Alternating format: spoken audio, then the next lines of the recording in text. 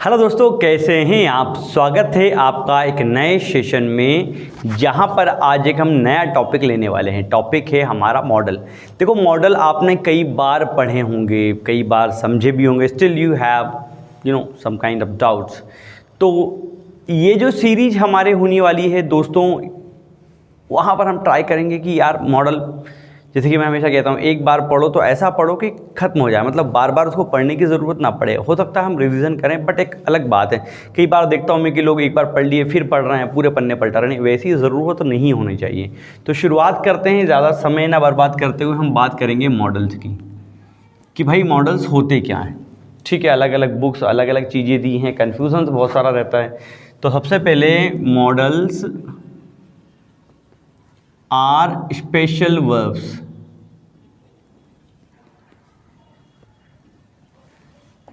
which behave irregularly, मतलब थोड़ा सा इरेगुलर तरीके से ये बिहेव करती हैं, है ना। कुछ लोग कहते हैं कि भाई मॉडल एक प्रकार के हेल्पिंग वर्ब होते हैं। वो भी आप बिल्कुल सही मान सकते हैं कि मॉडल एक्चुअल में हेल्पिंग वर्ब भी होते हैं। They are use to, they show, ऐसा भी कह सकते हैं। दे शो, क्या शो करते हैं? प्रोबेबिलिटी, जिसको हम पॉसिबिलिटी भी कहते हैं। मॉरल ड्यूटी, फिजिकल पावर,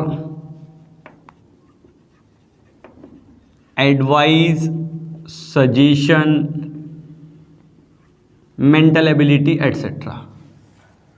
ये अब जरा हिंदी में एक बार बता दूं कि मॉडल्स जो होते हैं एक प्रकार की स्पेशल वर्ब्स या हेल्पिंग वर्ब्स होते हैं, जो कि हमेशा मेन वर्ब के पहले आते हैं। मतलब एक बात याद रखिएगा कि मॉडल के बाद हमेशा मेन वर्ब यानी कि मुख्य क्रिया आएगी आपकी।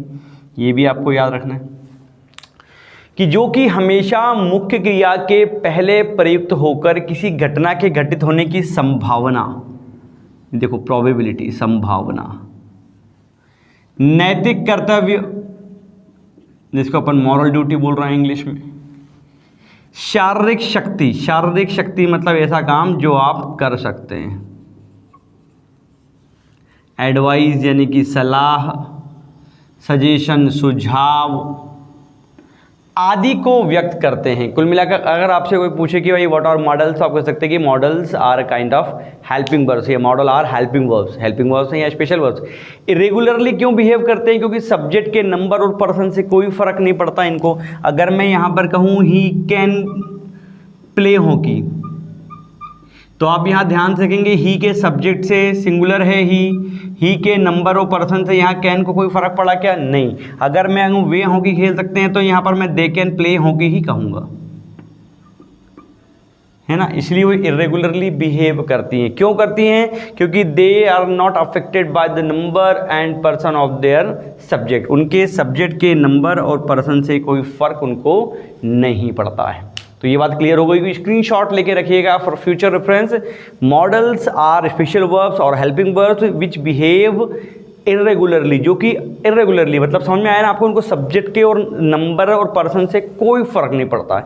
ठीक है, तो ये हो गई पहली बात मॉडल के। मॉडल के संबंध में कुछ बेसिक रूल्स हैं that should be known by you. आपको पता होना चाहिए, that should be known to you. पहला नियम क्या कहता है भाई कि मॉडल जो होते हैं उसके बाद हमेशा मेन वर्ब आती है, और वो भी हमेशा आएगी फर्स्ट फॉर्म में, V1, है ना। मेन वर्ब की पहली फॉर्म आएगी। अगर मैं बोलूं कि शी में वेंट हूं, तो ये सेंटेंस दोस्तों गलत होगा। क्यों?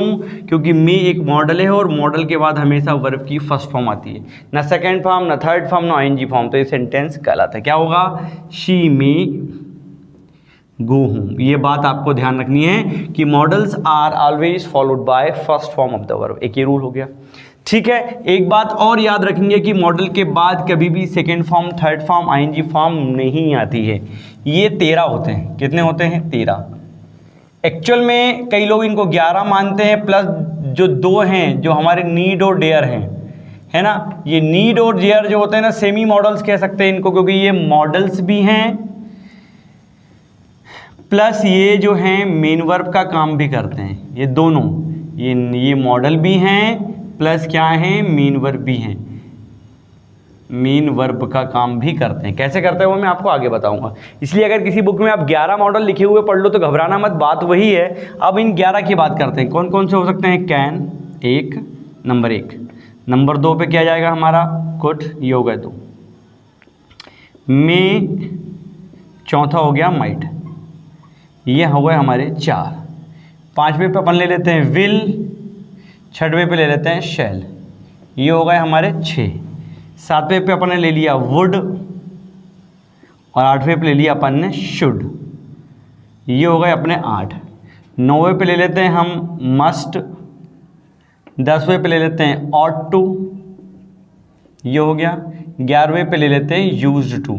ये पेयरिंग होती नहीं है, मैंने आपको करके दिखाया है काउंटिंग के लिए, है ना, कि टोटल जो होते हैं ये 11 + 2 यानी कि ओवरऑल जो 13 हैं, जिसमें ये 11 जो है कंप्लीट मॉडल्स हैं और ये जो 2 वर्ब्स हैं, है ना, need and dare, they react as an helping verb और मॉडल और एज अ मेन वर्ब। मतलब जो नीड और डेयर है दोस्तों वो मॉडल का और हेल्पिंग वर्ब दोनों का काम करती है। तो ये बात आपको समझ में आ गई होगी।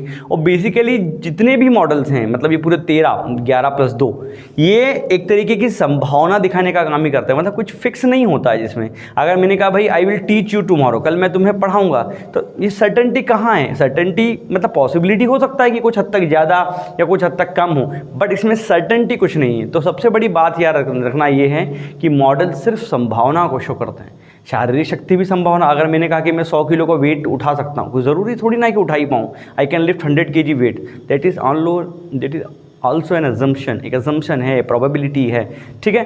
तो ये आज का लेक्चर था जहाँ पर हमने देखा कि मॉडल्स क्या होते हैं। तो हमने सबसे पहले जाना कि मॉडल्स आर स्पेशल और हेल्पिंग वर्ब्स, है ना, that are use always before main verb, जो कि हमेशा मेन वर्ब के पहले आते हैं, और they are followed by first form of the verb. ये भी एक बात इंपॉर्टेंट हमने समझी। टोटल 13 होते हैं, 11 ओवरऑल मॉडल और 2 सेमी मॉडल्स, ये चीज़ हमने देखी। प्लस हमने ये भी देखा कि models are use to show probability, possibility, moral duty, advice, suggestion, physical power, है ना, ऑफर एट्सेट्रा। तो ये चीज़ हो गई हमारी मॉडल की। आई होप ये एक इन्फॉर्मेटिव और इंट्रोडक्टरी वीडियो आपको समझ में आया होगा। कल हम कैन और कुड की चर्चा करेंगे और उनमें दोनों में डिफरेंसेस भी देखेंगे। तो आपको मेरे साथ जुड़े रहना है, बने रहना है। कल फिर मुलाकात होगी एक नई वीडियो के साथ। टिल देन घर पर रहिए, कोरोना ख़त्म नहीं हुआ है। इट मे पॉसिबल कि लॉकडाउन में थोड़ा रिलीफ मिल गया है, मतलब कोरोना कर्फ्यू में रिलीफ मिल गया हो, बट बहुत आवश्यक होने पे घर से बाहर निकले, चेहरे को मास्क से ढक कर रखें, बार बार हाथ धोएं और सैनिटाइज करते रहें। सुरक्षित रहेंगे, सब कुछ हो जाएगा। जय हिंद।